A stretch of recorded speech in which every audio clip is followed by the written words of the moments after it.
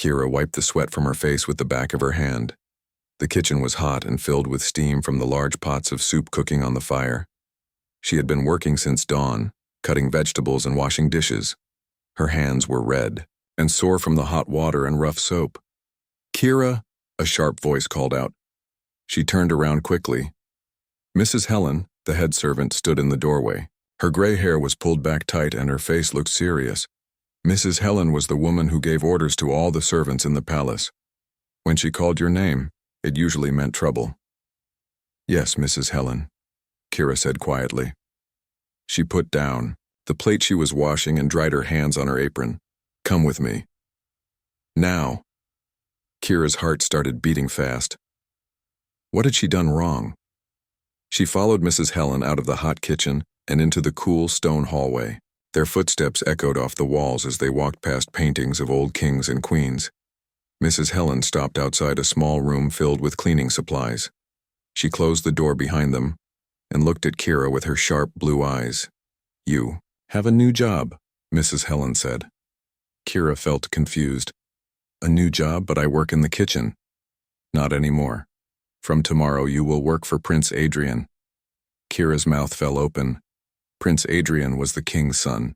She had seen him a few times from far away, but she had never spoken to him. Only the best servants worked for the royal family. "I don't understand," Kira said. "Why me?" Mrs. Helen crossed her arms. "The prince needs someone to help him with his daily needs, bathing, dressing, keeping his rooms clean. The girl who did this job before got sick and had to go home to her family." Kira felt scared. "But I don't know how to do those things. I only know kitchen work." "You will learn quickly or you will be in trouble," Mrs. Helen said coldly. "The prince is not an easy person to work for. He has very high standards." Other servants had told stories about Prince Adrian. They said he was spoiled and mean. He would shout at servants for small mistakes. Some servants had been sent away for not doing their jobs perfectly. "What exactly do I have to do?" Kira asked. Mrs. Helen began counting on her fingers. "You will wake him up each morning at exactly 8 o'clock. You will prepare his bath water at the right temperature. You will help him get dressed. You will clean his rooms. You will bring him his meals. You will do whatever else he asks." "Help him get dressed?" Kira's voice was very quiet. "Yes. The prince expects to be waited on completely. This is normal for royal people." Mrs. Helen's face showed no emotion. "You will also help him with his evening bath." Kira felt her face get hot. She had never helped a man with such personal things. In her village before she was brought to the palace, girls and boys were kept separate for such matters. "I don't think I can do this," Kira said. Mrs. Helen's eyes became angry. "You will do this job, or you will face punishment. Do you remember what happened to Tom when he refused to work in the stables?" Kira remembered. Tom had been whipped in front of all the servants and then sent to work in the worst part of the castle dungeons. She nodded her head. "Good. You start tomorrow morning. Be at the prince's chambers at 7:30 to prepare everything." Mrs. Helen opened the door. "And Kira?" "Yes?" "Do not disappoint me. If the prince complains about your work, you will wish you had never been born." Mrs. Helen walked away, leaving Kira alone in the small room. Kira sat down on a wooden box and put her head in her hands. How could she do this job? She knew nothing about taking care of a prince. That evening, Kira sat with the other servants in the big hall where they ate their dinner. She picked at her bread and soup, too worried to eat much. "I heard about your new job," said Mary, a girl who worked in the laundry. "Lucky you." "Lucky?" Kira looked up. "Why is it lucky?" "You get to work inside the nice part of the palace now. No more hot kitchens or dirty dishes." But James, an older man who took care of the horses, shook his head. "It's not lucky at all. Prince Adrian is trouble. I've seen him ride his horse. He's rough and has no patience." "What do you mean?" Kira asked. "He shouts a lot," said Sarah, who cleaned the hallways. "I've heard him yelling at servants through his door, and he changes his mind about everything. First he wants one thing, then he wants something else." "I heard he once threw a book at a servant because his breakfast was too cold," Mary added. Kira felt sick. "What should I do?" "Just do exactly what he says," James advised. Don't talk unless he asks you a question. Don't look at him too much. And never, ever make him wait. And keep your eyes down, Sarah said. Royal people don't like it when servants look at them like they're equals. After dinner, Kira went to her small room in the servants' quarters. She shared the room with 3 other girls, but they were all asleep. She lay on her thin mattress and stared at the ceiling. She thought about her life before the palace. She had lived in a small village with her grandmother. They were poor, but they were free. Her grandmother had taught her to read a little and to take care of sick people with herbs and gentle care. But when her grandmother died, Kira had no money and no family. The king's men came to the village looking for young people to work in the palace. Kira had no choice but to go with them. Now she belonged to the king. She could not leave. She could not say no to any job they gave her. If she tried to run away, they would catch her and punish her badly. Kira closed her eyes and tried to sleep, but she kept thinking about tomorrow. What would Prince Adrian be like? Would he be as mean as the other servants said? And how could she help him with bathing and dressing when she had never done such things before? She had heard that royal people were very different from normal people. They had everything they wanted. They never had to work or worry about food or having a place to sleep. But they also had many rules about how things should be done. Finally, Kira fell asleep. But even in her dreams, she was worried about her new job and what tomorrow would bring. Kira woke up before the sun rose. Her stomach felt nervous and she could not eat any breakfast. She washed her face with cold water and put on her cleanest dress. Then she walked through the quiet palace halls to Prince Adrian's chambers. The prince's rooms were in the best part of the palace. The walls had beautiful paintings and the floors were made of smooth marble. Kira had never been in this part of the building before. Everything looked expensive and perfect. She found the prince's door and knocked softly. "Come in," said a voice from inside. Kira opened the heavy wooden door and stepped into the room. It was much bigger than any room she had ever seen. There were tall windows with silk curtains, a huge bed with soft pillows, and furniture made of dark wood that shined like mirrors. Prince Adrian was sitting in a chair by the window. He was reading a book and did not look up when she came in. He had dark hair and was wearing a silk robe. Even sitting down, Kira could see that he was tall. "You're the new girl," he said without looking at her. "Yes, Your Highness. My name is Kira. I didn't ask for your name." His voice was cold. "Just do your job and don't talk unless I ask you something." Kira felt her face get hot, but she said nothing. She had been told that this was how royal people acted. "I want my bath ready in 30 minutes, Prince Adrian said. "The water should be exactly the right temperature. Not too hot, not too cold. Can you manage that?" "Yes, Your Highness. We'll see." Kira found the bathing room next to the prince's bedroom. It was bigger than the room she shared with 3 other girls. There was a large bathtub made of white stone and mirrors on the walls. She had never seen anything so fancy. She began filling the tub with water from the well in the courtyard. It took many trips carrying heavy buckets up the stairs. Then she heated some water over the fire and mixed it with the cold water until it felt right. While the tub was filling, she looked around the room for soap and clean towels. Everything was in its proper place, just like Mrs. Helen had told her it would be. When the bath was ready, she went back to the prince's room. "Your bath is ready, Your Highness." Prince Adrian put down his book and stood up. He was much taller than Kira had thought. He walked past her without saying anything and went into the bathing room. "Well," he said, turning around to look at her. "Are you going to help me or just stand there?" Kira felt confused. "Help you with what, Your Highness?" "With my clothes, of course." "What did you think?" Kira's hands started to shake. She had known this moment would come, but she still felt scared. She had never helped a man undress before. I don't know how," she said quietly. Prince Adrian made an angry sound. "Didn't the old servant teach you anything?" "No, Your Highness. She got sick before she could show me." "Wonderful, another useless servant." He sat down on a chair. "Just help me with these boots." Kira knelt down, and carefully pulled off his leather boots. They were soft and expensive, nothing like the hard, wooden shoes that servants wore. Now the robe, he said, standing up again.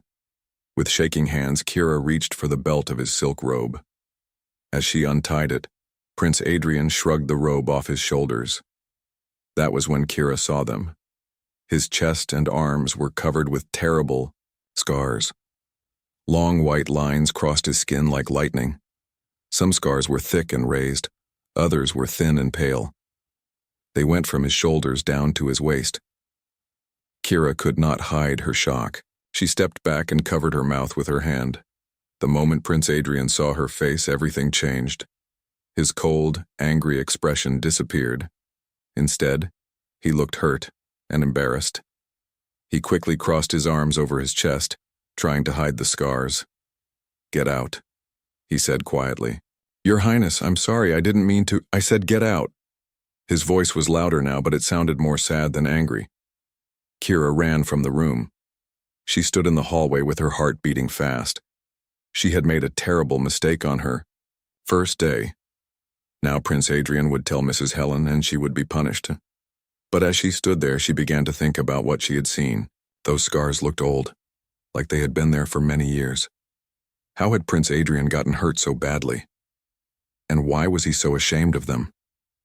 After a few minutes, she heard splashing sounds from the bathing room. The prince was taking his bath, alone.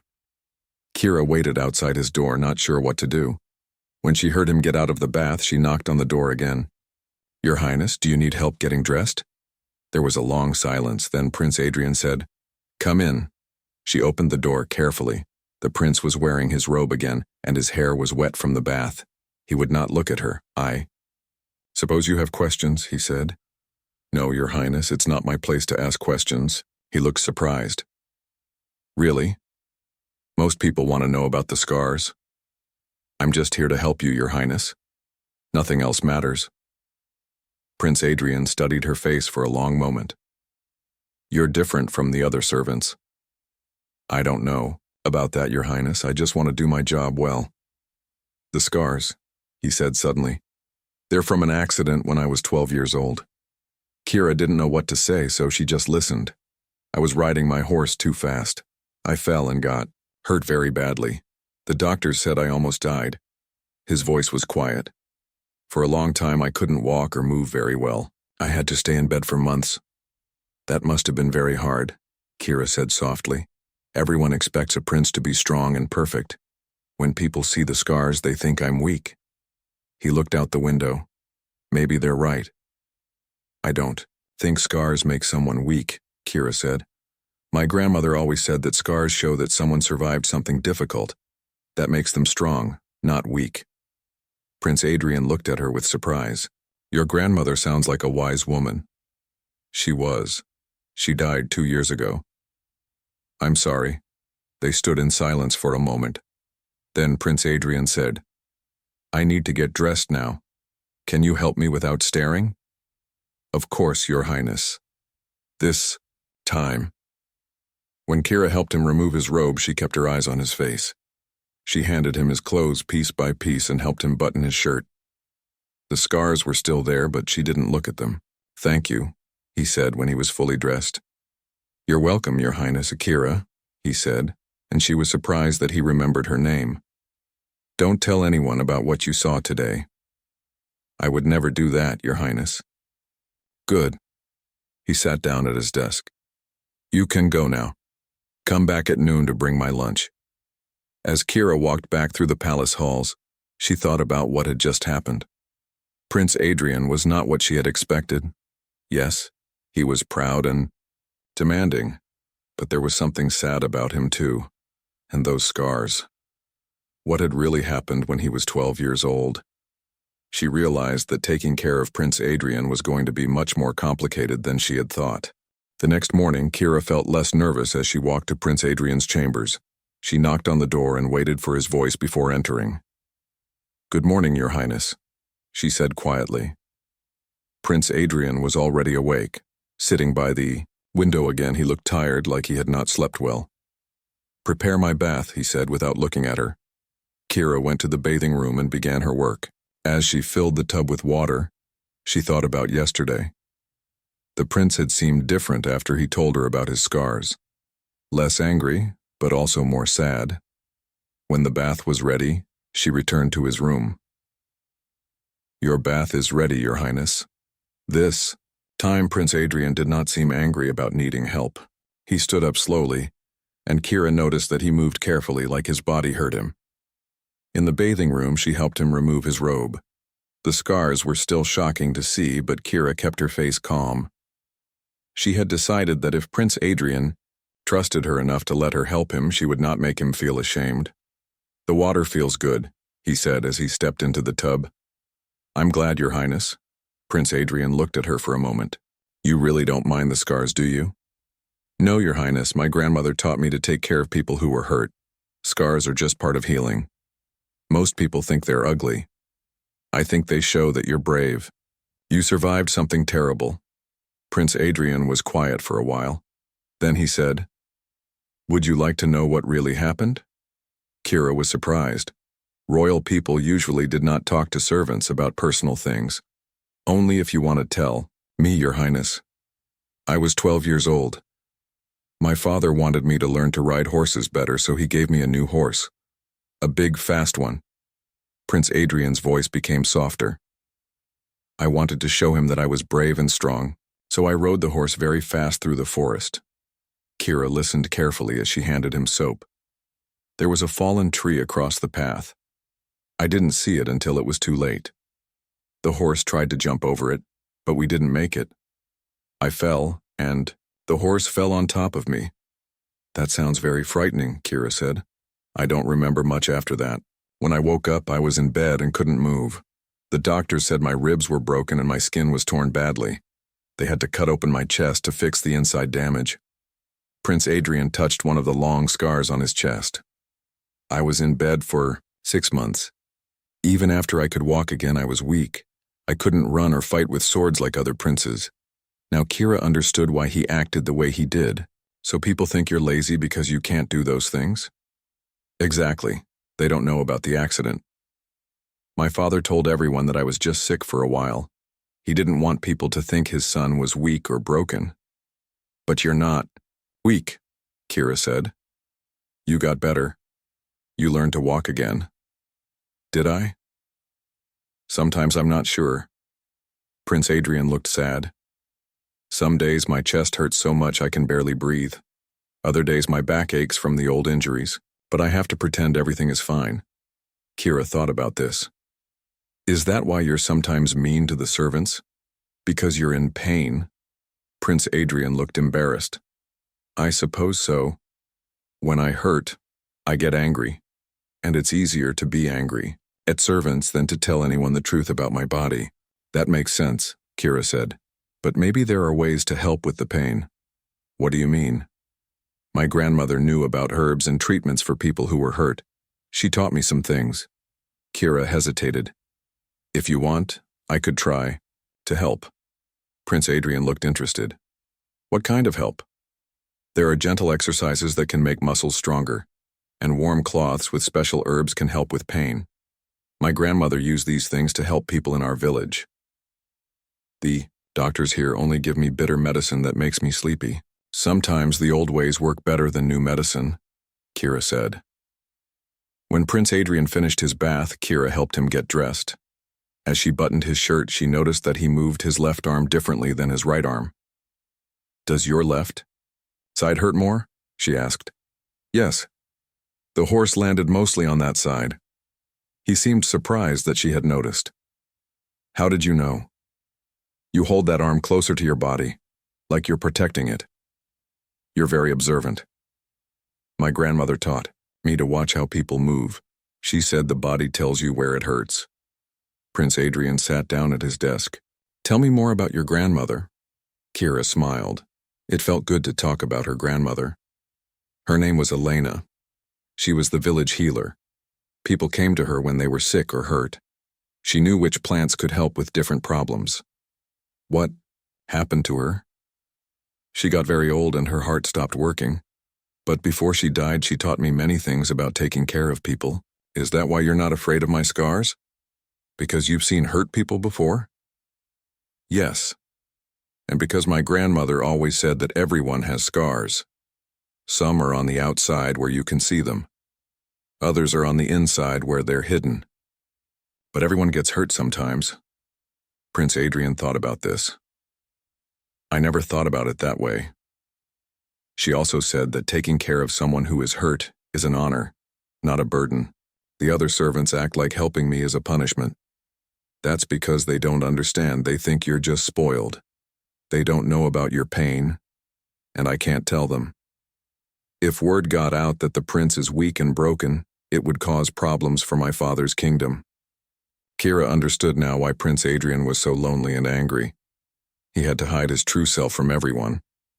Your Highness, she said carefully, would you like me to show you some of the exercises my grandmother taught me? They might help with the pain. Prince Adrian looked hopeful. You would do that? Of course. But we would have to be careful. No one can know. Why would you want to help me? I haven't been kind to you. Kira thought about this. Because everyone deserves to feel better, and because I think underneath the angry prince there's a good person who is just hurting. Prince Adrian was quiet for a long time. Then he said, what would these exercises involve? Simple movements to make your muscles stronger and more flexible. Nothing that would look strange if someone saw us. And I could prepare special warm cloths with herbs to help with pain. When would we do this? During your evening bath time, when no one else is around. Prince Adrian nodded slowly. I would like to try. Good. I'll need to get some herbs from the kitchen garden. I can tell the cook I'm making tea for you. You've thought of everything. My grandmother always said that helping someone heal requires planning and patience. That evening, when Kira came to help Prince Adrian with his bath, she brought a small bag of herbs she had gathered from the garden. These are for making the warm cloths, she explained. Lavender for pain and chamomile for relaxation. She prepared hot water with the herbs and soaked clean cloths in it. While Prince Adrian soaked in his bath, she placed the warm, herb-scented cloths on his shoulders and back. This feels wonderful, he said, sounding surprised. Now try this. Exercise, Kira said. Move your left arm in slow circles like you're stirring a big pot of soup. Prince Adrian did as she showed him. At first, his movements were stiff and careful, but as the warm herbs relaxed his muscles, he was able to move more freely. I can't remember the last time my shoulder felt this loose, he said. We'll do a little bit each day. Slowly, your body will remember how to move without pain. As they worked together, Kira noticed that Prince Adrian seemed like a different person. The angry, cold mask was gone. Instead, he seemed younger and more hopeful. Thank you, Kira, he said when they finished. I haven't felt this good in years. You're welcome, Your Highness. Can I ask you something? Of course. Why aren't you angry about being a slave? If I were forced to work for someone else, I think I would hate them. Kira considered this. I'm sad sometimes about not being free. But anger takes too much energy. I'd rather use that energy to help people and find small moments of happiness. Prince Adrian looked at her with respect. You're wiser than most of the advisors my father pays to give him counsel. My grandmother always said that wisdom comes from understanding suffering, not from avoiding it. I think I'm beginning to understand what she meant. As Kira left the prince's chambers that night, she felt something had changed between them. They were no longer just master and servant. They were two people who had shared their pain and found a way to help each other. Heal. Over the next few weeks, Kira and Prince Adrian fell into a comfortable routine. Each morning and evening, she would help him with his baths and the special exercises. Each day, Prince Adrian seemed a little stronger and moved with less pain. Try lifting your arm higher today, Kira suggested during one evening session. Prince Adrian raised his left arm above his head for the first time in months. I can't believe it, he said with wonder in his voice. It doesn't hurt. Your body is remembering how to be strong, Kira said, smiling. As his pain decreased, Prince Adrian became easier to be around.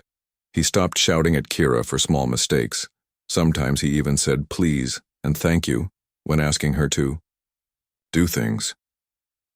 One morning, while Kira was preparing his bath, Prince Adrian asked, "What was your life like before you came to the palace?" "Very different from this," Kira said, testing the water temperature. "I lived in a small house with my grandmother. We had a little garden where we grew vegetables and herbs." "Were you happy?" "Most of the time, yes. We didn't have much money, but we had each other.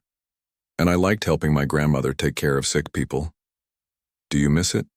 Kira paused in her work. "Every day. But there's no point in wishing for things I can't have."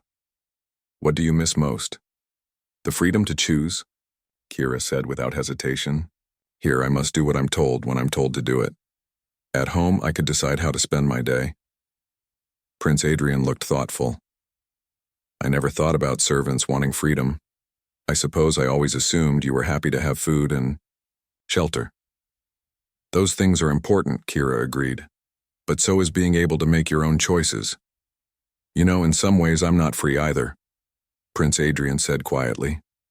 "What do you mean, Your Highness?" "I have to do what my father tells me. I have to marry whoever he chooses. I have to pretend to be someone I'm not." He sighed. "Sometimes I think servants have more freedom than princes." "But you have power," Kira pointed out. "You could change things if you wanted to." "Could I?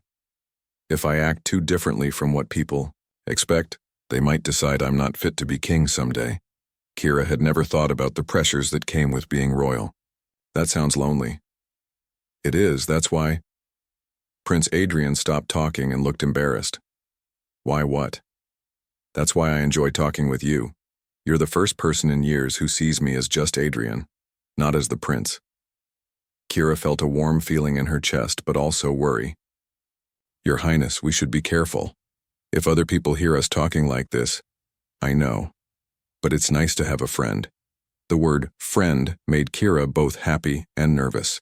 Could a prince and a slave really be friends? During their evening sessions, they began talking about many things. Prince Adrian told her about the books he read and the music he enjoyed. Kira shared stories about her village and the people her grandmother had helped. "Tell me about the most interesting person your grandmother ever treated," Prince Adrian said one evening as Kira placed warm cloths on his shoulders. "There was a man named Thomas who came to our village. He had been a soldier, but he was hurt in a battle and couldn't use his legs anymore." "What did your grandmother do?" "She couldn't make his legs work again, but she taught him exercises to make his arms and back stronger. And she helped him find work that he could do sitting down." "What kind of work?" "He became a teacher for the village children. He was very smart and had seen many places. The children loved his stories about different countries." Prince Adrian smiled. "Your grandmother sounds like she was very wise. She always said that when one part of a person is broken, you help them find strength in the parts that still work.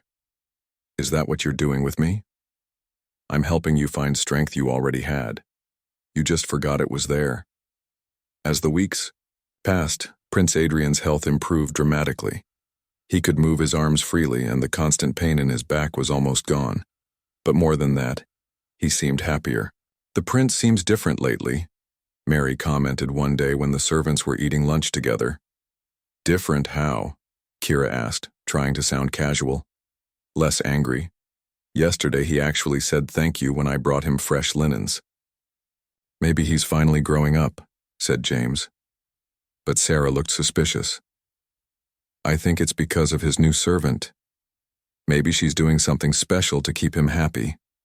Kira felt her face get hot. "I just do my job." "Well, whatever you're doing, keep it up," Mary said. "He's much easier for all of us to deal with now." That evening, Kira told Prince Adrian what the other servants had said. "They've noticed I'm different?" he asked. "Yes. They say you're kinder now." Prince Adrian thought about this. "I suppose I am.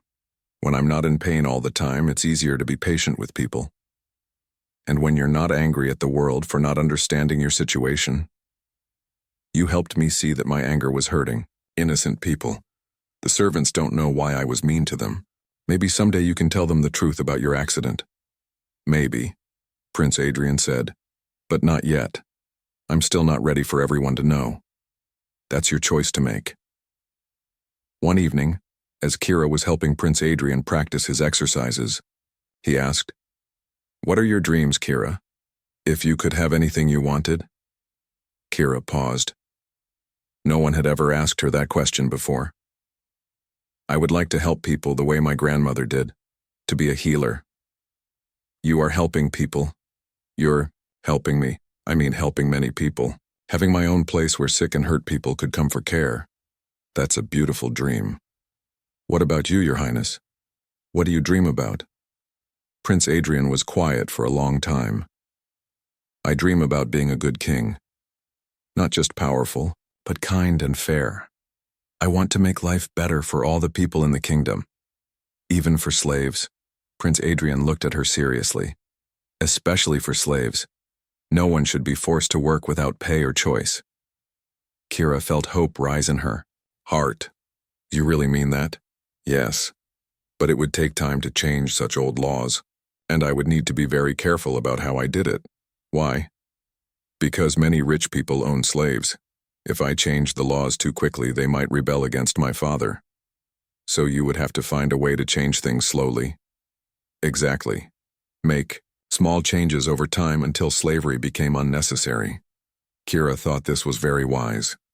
"My grandmother always said that lasting change happens like water wearing away stone, slowly, but surely." Your grandmother really was remarkable. She would have liked you, I think.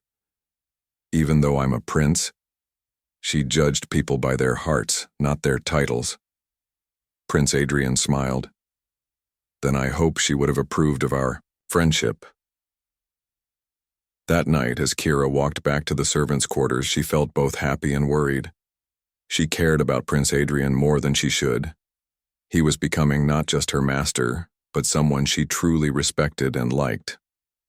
But she also knew that their friendship was dangerous. If anyone discovered how close they had become, both of them could be in serious trouble. Still, she couldn't bring herself to regret the time they spent together. For the first time since her grandmother died, Kira felt like she had someone who truly understood her. As she lay in her bed that night, Kira wondered what would happen to their friendship. Could it last? Or would the differences in their positions eventually tear them apart? She didn't know the answers, but she hoped that somehow they could find a way to stay in each other's lives. Prince Adrian had become more important to her than she had ever expected, and the thought of losing him made her heart ache. As winter turned to spring, the friendship between Kira and Prince Adrian continued to grow stronger. Their morning and evening sessions had become the best parts of both their days. But with this closeness came new dangers that neither of them had expected. The first sign of trouble came from Sarah, the servant who cleaned the hallways. "Kira spends an awful lot of time in the prince's chambers," Sarah whispered to Mary during breakfast one morning. "What do you mean?" Mary asked. "I've seen her going in and out at strange times, and yesterday I heard them talking and laughing together. Since when do princes laugh with their servants?" Kira, who was sitting nearby, pretended not to listen, but her heart started beating faster. "Maybe the prince just likes having someone to talk to," Mary suggested. "Or maybe she's doing more than just helping him bathe," Sarah said with a nasty smile. "That's a terrible thing to say," Mary protested. "Is it? Think about it. The prince used to be mean to everyone. Now he's happy all the time. And it all started when she became his personal servant." Kira felt sick to her stomach. Sarah was suggesting something that wasn't true, but the idea was dangerous enough to get both Kira and Prince Adrian in serious trouble. That evening, Kira told Prince Adrian about Sarah's comments. "She thinks we're..." Prince Adrian looked shocked. "But we're just friends." "I know that and you know that, but other people might not understand," Kira said. "Maybe we should be more careful." "Careful how? Maybe I shouldn't stay in your room so long. And we should only talk about necessary things when other people might hear." Prince Adrian looked sad. "But I enjoy our conversations. You're the only person I can be honest with." "I enjoy them too. But if rumors start spreading, it could be very bad for both of us." "You're right," Prince Adrian said reluctantly. "I just hate that we have to hide our friendship." It's not fair, but that's how the world works. Unfortunately, being more careful wasn't enough. A few days later, something happened that made their situation much worse. Prince Adrian was supposed to have dinner with some important lords who were visiting the palace. These men were powerful and rich, and they owned many slaves. Prince Adrian's father wanted to keep them happy so they would continue supporting the kingdom. During the dinner, one of the lords, a cruel man named Lord Roderick, started complaining about his servants. "Slaves these days are getting too comfortable," Lord Roderick said. "They need to be reminded of their place." "What do you mean?" asked another lord. "I caught one of my kitchen girls singing while she worked. Singing, as if she had something to be happy about. So I had her whipped to teach her a lesson." Prince Adrian felt anger rise in his chest. "Don't you think that was harsh? She was just singing." Lord Roderick laughed. "Your Highness, you're too soft. Slaves need firm discipline or they start thinking they're equal to us." "But surely there's a difference between discipline and cruelty," Prince Adrian said. The king, who was sitting at the head of the table, gave his son a warning look. But Prince Adrian couldn't stop himself. "I've always believed that treating people with kindness makes them work better than treating them with fear." "People?" Lord Roderick's voice became cold. "Your Highness, slaves are not people. They're property. You don't treat a horse with kindness. You train it to obey." "I disagree," Prince Adrian said firmly. "Slaves are human beings with feelings and thoughts. They deserve basic respect." The room became very quiet. All the lords were staring at Prince Adrian in shock. The king's face was red with anger and embarrassment. "Son," the king said through gritted teeth, "perhaps you should retire for the evening. You seem tired." Prince Adrian realized he had made a terrible mistake, but he couldn't take back his words now. "Yes, father. Good evening, my lords." As Prince Adrian left the dining room, he heard Lord Roderick say to the king, "Your Majesty, I hope the prince's views on slavery don't represent the kingdom's official position." "Of course not," the king replied quickly. "My son is young and idealistic. He'll learn better with time." The next morning, the king summoned Prince Adrian to his private office. Kira was in the prince's chambers preparing his morning bath when she heard raised voices coming from down the hall. A few minutes later, Prince Adrian returned to his room. His face was pale and he looked upset. "What happened?" Kira asked quietly. "My father is furious about last night. He says I embarrassed him in front of important allies." "What did you say? To make him so angry?" Prince Adrian told her about the dinner conversation. "I couldn't just sit there and listen to Lord Roderick talk about whipping a girl for singing." Kira felt touched that Prince Adrian had defended slaves, but she was also worried. "Your Highness, you took a big risk." "I know. But it felt wrong to stay silent." "What did your father say?" "He wants to know where I got these ideas about treating slaves kindly. He's suspicious." Kira's blood turned cold. "Suspicious of what?" "He thinks someone has been influencing me, filling my head with dangerous thoughts." "Did you tell him about our conversations?" "Of course not, but he's going to be watching me more closely now, and he might start asking questions about the people around me." That afternoon, Mrs. Helen called Kira to her office. "Sit down," Mrs. Helen said coldly. Kira sat in the chair across from Mrs. Helen's desk, trying to look calm even though her heart was racing. "I've been hearing interesting stories about you," Mrs. Helen said. "What kind of stories?" "Stories about you spending too much time with Prince Adrian. Stories about the two of you talking like old friends instead of master and servant." "I'm just doing my job, Mrs. Helen." "Are you?" "Because from what I hear, you're doing much more than that." Mrs. Helen stood up and walked around her desk to stand in front of Kira. "Let me be very clear about something," Mrs. Helen said. "Prince Adrian is the future king of this country. You are a slave. There is an enormous difference between your positions, and that difference must never be forgotten." "I understand that," Kira said quietly. "Do you?" "Because the prince has been acting very strangely lately.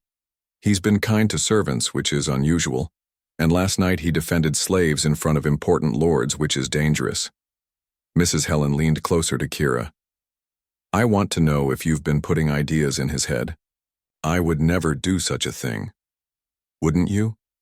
A clever slave might think she could improve her position by influencing a naive prince. That's not what's happening. Then explain to me why Prince Adrian suddenly cares about the treatment of slaves. Kira knew she had to be very careful with her answer. Perhaps His Highness is just naturally kind-hearted, and he's starting to show it more as he gets older. Mrs. Helen studied Kira's face for a long moment. Maybe. Or maybe you've been sharing stories about your poor, sad life as a slave, hoping to make him feel sorry for you. I would never manipulate Prince Adrian like that. I hope not. Because if I find out that you've been trying to influence the prince inappropriately, you'll wish you had never been born. Mrs. Helen returned to her chair. From now on, you will limit your interactions with Prince Adrian to necessary tasks only. No conversations about anything other than his immediate needs. Is that clear? Yes, Mrs. Helen. Good, you may go. As Kira walked back to Prince Adrian's chambers, she felt scared and sad. She and Prince Adrian would have to be much more careful now. Their friendship had already caused trouble, and she worried about what might happen if anyone discovered how much they truly cared about each other. When she told Prince Adrian about her conversation with Mrs. Helen, he became angry. She had no right to threaten you like that. She's just trying to protect you from getting in more trouble. By keeping me away from the one person who actually understands me? Your Highness, maybe she's right. Maybe our friendship is causing problems for you. Don't say that, Prince Adrian said urgently. You're the best thing that's happened to me in years. But if being friends with me damages your relationship with your father, my father will understand eventually. When I'm king, I'll be able to make my own choices about how to treat people. Kira wished she could share his optimism, but she had a feeling that their troubles were just beginning. The tension in the palace grew worse over the following weeks. King Marcus watched his son carefully, looking for signs of where Prince Adrian's new ideas about slaves might be coming from. Meanwhile, Mrs. Helen kept a close eye on Kira, making sure she only spoke to Prince Adrian about necessary things. Kira and Prince Adrian tried to act normal around other people, but it was hard. They missed their long conversations and the comfortable friendship they had built. Both of them felt lonely and frustrated. Things came to a head on a hot summer day when Lord Roderick returned to visit the palace.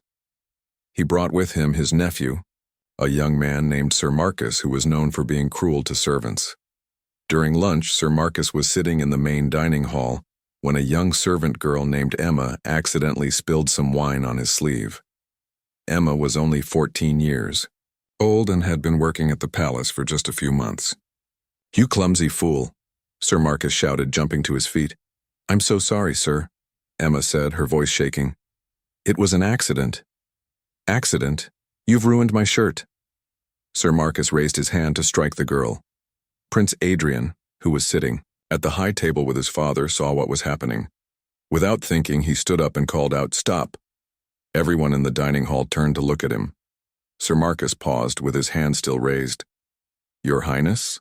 Sir Marcus said, confused. Prince Adrian walked down from the high table to where Sir Marcus and Emma were standing. The girl apologized. "There's no need for violence."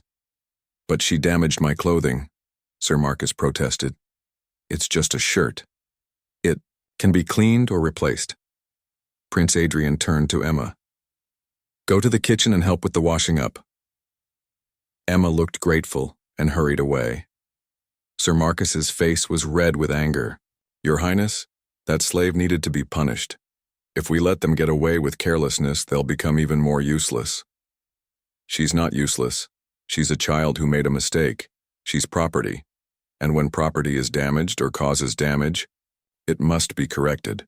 Prince Adrian felt his anger rising. "She's not property. She's a human being." The entire dining hall was silent now. Everyone was staring at Prince Adrian and Sir Marcus. At the high table, King Marcus looked furious. "Your Highness," Sir Marcus said slowly, "are you saying that slaves are equal to free people?" "I'm saying that all people deserve to be treated with basic dignity. Even slaves? Especially slaves. They have no one else to protect them." "Lord." Roderick stood up from his table. "Your Majesty," he said to the king, "I think your son needs to learn more about the natural order of society. King Marcus's voice was dangerously quiet. Adrian, return to your chambers immediately. But father, now, Prince? Adrian had no choice. He walked out of the dining hall with his head held high, but Kira could see that his hands were shaking. After Prince Adrian left, the king tried to smooth things over with his guests. Please forgive my son.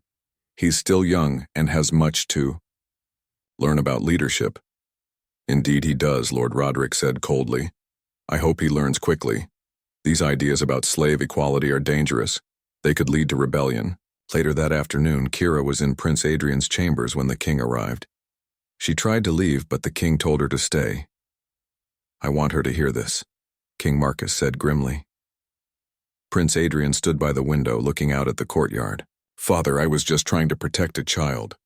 You were undermining the entire social structure that keeps our kingdom stable, the king replied angrily. Do you have any idea how much trouble you've caused? I couldn't just watch that man hit a 14-year-old girl. That girl is a slave. Sir Marcus had every right to discipline her. No one has the right to hurt a child. King Marcus studied his son carefully. Where are these ideas coming from, Adrian? A few months ago you never thought about slaves at all. Now you can't stop defending them. Prince Adrian didn't answer. I want to know who has been influencing you. The king's eyes moved to Kira. Has it been your servant here? Has she been filling your head with sob stories about the hard life of slaves? Leave Kira out of this, Prince Adrian said quickly. Ah, so she is involved. No, father. My opinions are my own. Are they? Let's test that. The king turned to face Kira directly. You there, slave. Have you been telling Prince Adrian about your life before the palace? Kira's heart was beating so fast she thought everyone could hear it. Sometimes His Highness asks questions, Your Majesty. What kind of questions? About my grandmother. About how she helped people in our village. The king's eyes narrowed. And did you tell him how terrible it was to be brought here against your will? I told him the truth when he asked. The truth. How noble. The king's voice was full of sarcasm. And did you also tell him how much better life would be if slaves were free? I never said anything like that, Your Majesty, didn't you? Then, why does my son suddenly believe that slaves deserve the same treatment as free people? Prince Adrian stepped forward. Father, Kira didn't put these ideas in my head. I came to these conclusions on my own. Really? What a coincidence that you developed these beliefs right after you started spending so much time with her. Kira is a good person. She helped me understand that slaves are people with feelings and dreams just like everyone else. And there it is, the king said triumphantly. She has been influencing you. Not influencing, teaching. There's a difference. Is there? Because from where I stand, it looks like this slave has manipulated you into caring about her and her kind. That's not true, Prince Adrian said angrily. Kira never asked me for anything. She never complained about her situation. I learned about the injustice of slavery by watching and thinking, not because she tried to convince me of anything. The king looked back and forth between Prince Adrian and Kira. I see. So you've developed feelings for this slave. She's my friend. Princes don't have slaves as friends, Adrian. Princes own slaves, they don't befriend them. Maybe that's something that needs to change. The king's face turned red. Nothing needs to change. The system we have works. It has worked for hundreds of years, and it will continue to work as long as everyone stays in their proper place. But what if the system is wrong? The system is not wrong. Your thinking is wrong, and it stops now. The king pointed at Kira. You are no longer allowed to work for Prince Adrian. Mrs. Helen will assign you to work in the kitchens. Father, no, Prince Adrian protested. Kira has done nothing wrong. She has corrupted your thinking. That's enough. Please don't punish her for my beliefs. Your beliefs are the problem, and she is the cause of those beliefs.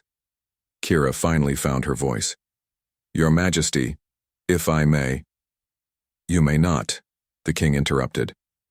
You will pack your things and report to the kitchen manager, immediately. Kira looked at Prince Adrian with sadness. I'm sorry, Your Highness. Don't apologize. Prince Adrian said firmly. You did nothing wrong. As Kira gathered her few belongings, Prince Adrian tried one more time to change his father's mind. Father, Kira is the best servant I've ever had. She's kind, hardworking, and skilled. This is a mistake. The mistake was allowing you to get too close to her in the first place. I care about her. That's exactly the problem. Prince Adrian watched helplessly as Kira left his chambers for the last time. She didn't look back, but he could see that her shoulders were shaking. That night, Prince Adrian lay in his bed staring at the ceiling. For the first time in months, his chest ached with the old pain. But this time it wasn't from his old injuries. It was from losing the person who had become most important to him. Meanwhile, in the servants' quarters, Kira cried herself to sleep. She had known this day might come, but she hadn't expected it to hurt so much. She had lost not just her job, but her dearest friend. Both of them wondered if they would ever see each other again. The next morning, Kira reported to the kitchen manager, a stern woman named Cook Agnes. Agnes had been working in the palace kitchens for 20 years and had no patience for servants who caused trouble. So you're the one who got too friendly. With Prince Adrian, Agnes said, looking Kira up and down with disapproval. I was just doing my job, Kira said quietly. Your job was to help him bathe and dress, not to become his confidant. Now look what's happened. The king is angry, the prince is sulking, and everyone's talking about it. Agnes assigned Kira to work in the scullery, washing pots and scrubbing floors. It was the worst job in the kitchen, hot and dirty and exhausting. Kira's hands, which had grown soft from her gentler work with Prince Adrian, quickly became red and cracked again. The other kitchen servants weren't kind to her either. They had heard rumors about why she was reassigned, and some of them were jealous that she had once had such an easy position. Thought you were too good for kitchen work, didn't you? Sneered a girl named Beth as Kira scrubbed a large pot. I never thought that, Kira replied. Sure you didn't. That's why you tried to seduce the prince. That's not what happened. No? Then why are you back here with the rest of us? Kira didn't answer. There was no point in trying to explain. People would believe what they wanted to believe. Meanwhile, Prince Adrian was struggling with his own problems. Without Kira's help and the exercises she had taught him, his old pain began to return. His shoulders grew stiff again, and the ache in his chest came back stronger than ever. But worse than the physical pain was the loneliness. For months, Kira had been the one person he could talk to honestly. Now he had no one who understood him. The king assigned a new servant to help Prince Adrian, an older man named Robert who had worked for the royal family for many years. Robert was efficient and respectful, but he never spoke unless spoken to, and showed no interest in conversation. Your bath is ready, Your Highness, Robert would say in a flat voice. Thank you, Prince Adrian would reply, missing Kira's gentle questions about how he was feeling. During his baths, Prince Adrian tried to do the exercises Kira had taught him, but without her guidance, they didn't help much. Soon he was moving, stiffly again, favoring his left side and holding his arm close to his body like he used to do. King Marcus noticed the change in his son but thought it was just sadness about losing his favorite servant. He believed that Prince Adrian would get over it in time and return to normal princely behavior. You'll thank me for this someday, the king told his son one morning. That slave was making you weak and emotional. A future king needs to be strong and practical. Prince Adrian said nothing, but inside he disagreed completely. Kira had made him stronger, not weaker. She had helped him heal both his body and his spirit. One evening, about 2 weeks after Kira had been reassigned, Prince Adrian was walking through the palace when he heard familiar voices coming from the servants' dining hall. He stopped outside the door and listened. That girl is working too slowly, he heard Cook Agnes say. The pot should have been finished an hour ago. Maybe if you gave her enough food to keep her strength up, she'd work faster, said a voice Prince Adrian recognized as Mary's. She gets the same meals as everyone else. No, she doesn't. I've seen her plate. You give her half portions because you don't like her. She's a troublemaker. Troublemakers don't deserve extra food. Prince Adrian felt anger rise in his chest. Agnes was punishing Kira with hunger because of what had happened between him and his father. She's not a troublemaker, Mary continued. She's one of the hardest workers I've ever seen. And she's been kind to everyone, even though they've been mean to her. Well, she should have thought about the consequences before she got involved with the prince. She didn't get involved with him. They were just friends. Slaves don't have royal friends, Mary. The sooner she learns that, the better. Prince Adrian couldn't listen anymore. He walked away, his hands clenched into fists. It wasn't fair that Kira was being punished for his actions. She had done nothing wrong except treat him like a human being instead of just a title. That night, Prince Adrian made a decision. He waited until very late when most of the palace was asleep, then made his way quietly to the kitchens. The kitchens were dark and empty, but Prince Adrian knew his way around the palace well enough to navigate by moonlight. He found the pantry, where extra food was stored, and took some bread, cheese, and fruit. Then he went to the servants' quarters. It took him a while to figure out which room was Kira's, but eventually he found her sleeping on a thin mattress in a corner of a crowded room shared by 6 other girls. He left the food beside her bed with a small note that said simply, "From a friend." When Kira woke up the next morning and found the food, she knew immediately who it was from. The bread was the fine white bread served at the royal table, not the coarse brown bread given to servants. She ate the food gratefully, as she had been hungry for days, but she also felt worried. If Prince Adrian was sneaking around the palace to bring her food, he was putting himself at risk. Over the next few days, Prince Adrian continued to bring Kira food at night. He also left small items that might help her work easier: a bar of gentle soap for her cracked hands, a soft cloth to dry dishes with, a small bottle of herbal oil for her aching back. Kira was touched by his kindness, but she was also afraid. If anyone discovered what Prince Adrian was doing, both of them would be in terrible trouble. Her fears came true when Sarah, the gossipy servant who had first started rumors about Kira and Prince Adrian, noticed Kira eating better quality food. "Where did you get that white bread?" Sarah asked suspiciously one morning. "I found it," Kira said, which was technically true. "Found it where?" "In the pantry. Someone must have dropped it." Sarah didn't believe her, but she couldn't prove anything, so she started watching Kira more carefully. Meanwhile, the separation was taking a toll on Prince Adrian's health and mood. He became quiet and withdrawn, spending most of his time alone in his room. He stopped reading books and lost interest in his lessons with his tutors.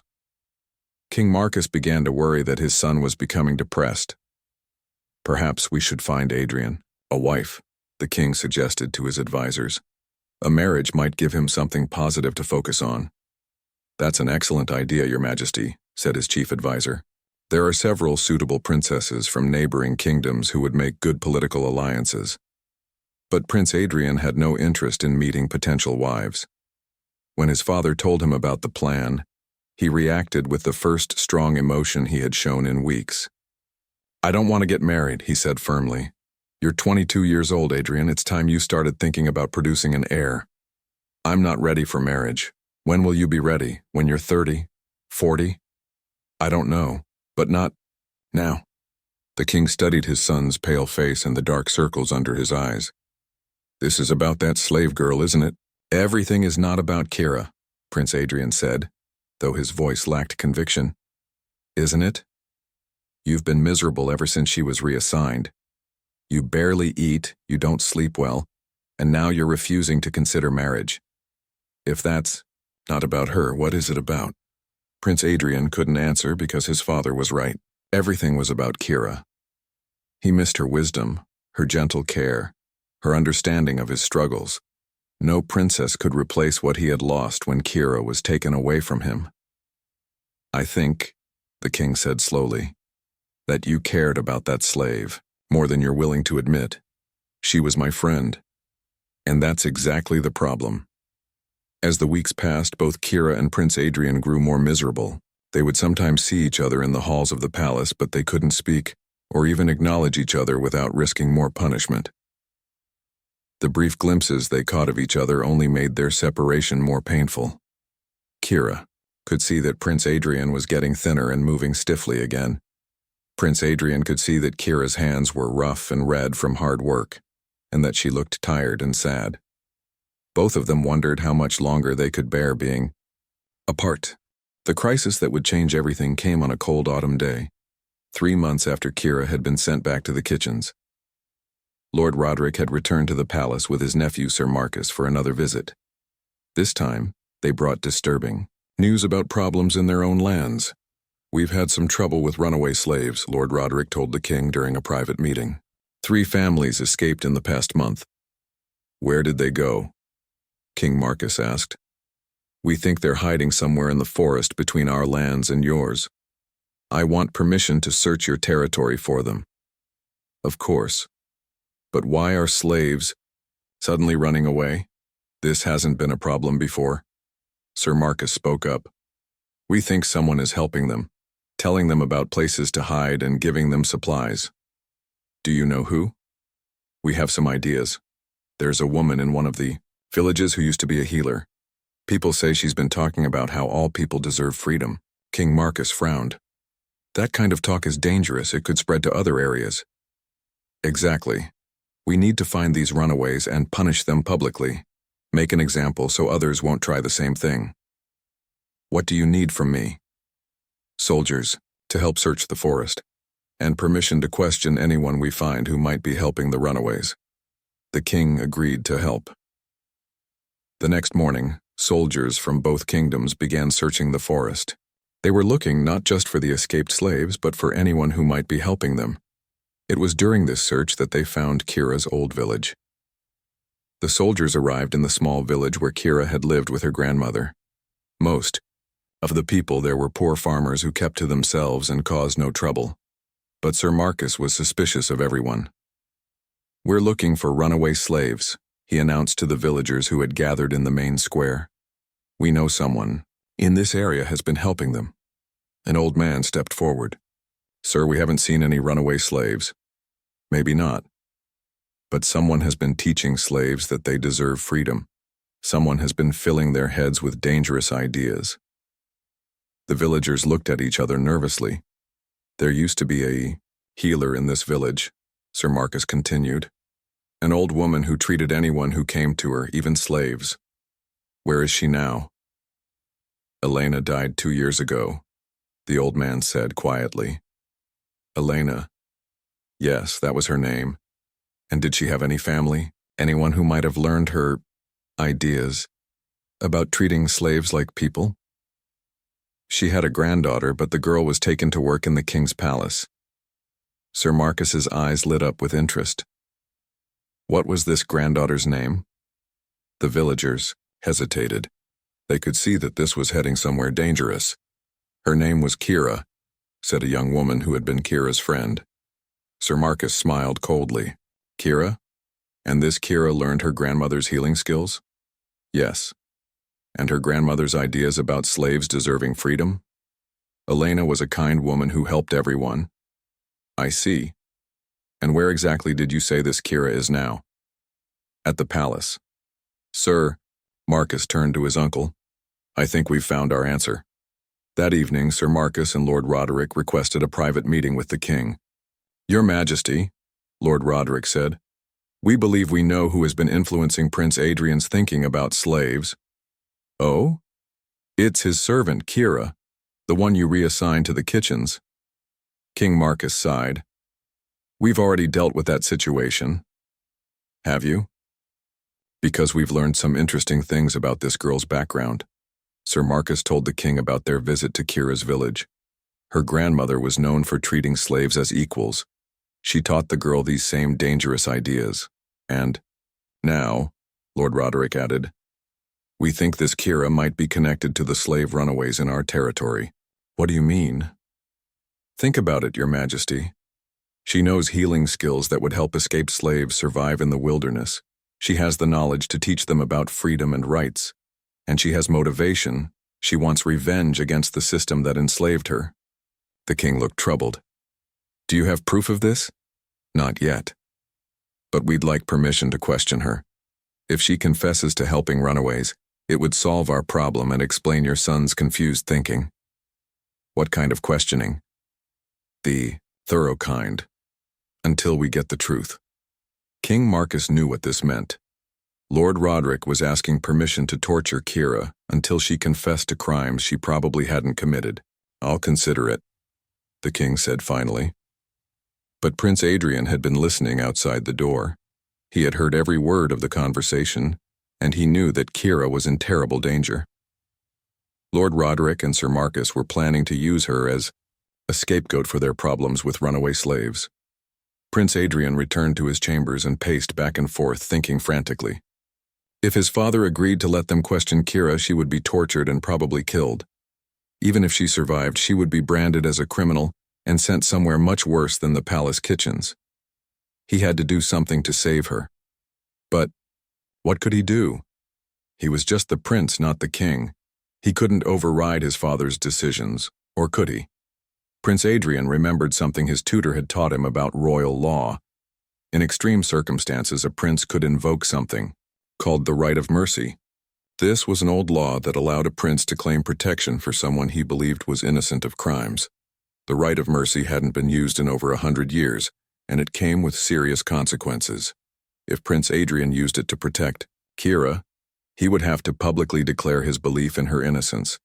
He would also have to take personal responsibility for her future behavior. But most importantly, he would have to explain to everyone why he cared so much about the fate of one slave. Prince Adrian knew that using the right of mercy would probably end his chance of becoming king. His father would see it as the final proof that his son was unfit to rule. But if he didn't use it, Kira would suffer, and possibly die for crimes she hadn't committed. The choice was clear. The next morning, Prince Adrian dressed in his finest clothes and went to the throne room where his father was meeting with his advisors and the visiting lords. He had asked Robert to bring Kira from the kitchens, though she didn't know why she was being summoned. When everyone was assembled, Prince Adrian stood before his father's throne. "Your Majesty," he said in a formal voice, "I invoke the ancient right of mercy." The room fell silent. Everyone stared at Prince Adrian in shock. King Marcus leaned forward. "The right of mercy? For whom?" "For Kira, formerly my personal servant." "On what grounds?" "On the grounds that she is innocent of any wrongdoing and that any punishment of her would be unjust." Lord Roderick stood up angrily. "Your Highness, this girl is suspected of helping slave runaways. She is suspected by you, but there is no evidence of any crime. Her grandmother filled her head with dangerous ideas about slave equality. Her grandmother taught her to heal people and to treat everyone with kindness. These are not crimes." Sir Marcus joined the argument. "But her influence on you has been clear. Before you met her, you accepted the natural order of society. Now you defend slaves as if they were equals." Prince Adrian looked directly at his father. "Kira didn't change my beliefs. She helped me discover what I already knew in my heart, that all people deserve dignity and respect." "Even slaves?" the king asked quietly. "Especially slaves. They are the most vulnerable and need protection the most. And you're willing to stake your reputation and your future on defending this belief?" Prince Adrian thought about everything that had led to this moment. His friendship with Kira had shown him that slaves were not property, but human beings with hopes, dreams, and feelings. She had helped him heal not just his body, but his understanding of what it meant to be a good leader. "Yes, father, I am." King Marcus stood up from his throne. "Then you have made your choice. By invoking the right of mercy, you take full responsibility for this girl's actions from this day forward. I understand. And you forfeit your right to inherit the throne." Prince Adrian felt his heart sink, but he didn't change his mind. "I understand that too." "Then so be it." The king's voice was sad but final. "You are no longer the heir to this kingdom." Prince Adrian bowed deeply. "Thank you for allowing me to save an innocent person." Lord Roderick was furious. "Your Majesty, you can't let him do this. We need to question the girl. The right of mercy has been invoked according to ancient law. The girl is under Prince Adrian's protection now. But the runaway slaves are your problem to solve, not ours." As the meeting ended and people began to leave the throne room, Kira approached Prince Adrian with tears in her eyes. "Your Highness," she whispered, You gave up everything for me. I gave up a throne to save a friend, Prince Adrian replied. It was the right thing to do. But what will happen to you now? I don't know. But whatever happens, I'll face it knowing that I stood up for what I believe in. King Marcus approached them. Adrian, you have one day to decide what you want to do with your life. You can stay here as a regular member of the royal family, or you can leave and make your own way in the world. And Kira? She goes with you, whatever you decide. She's your responsibility now. That evening, Prince Adrian and Kira walked together in the palace garden for the first time in months. I've been thinking about what you said once, Prince Adrian told her. About your dream of being a healer like your grandmother. What about it? What if we could make that dream come true?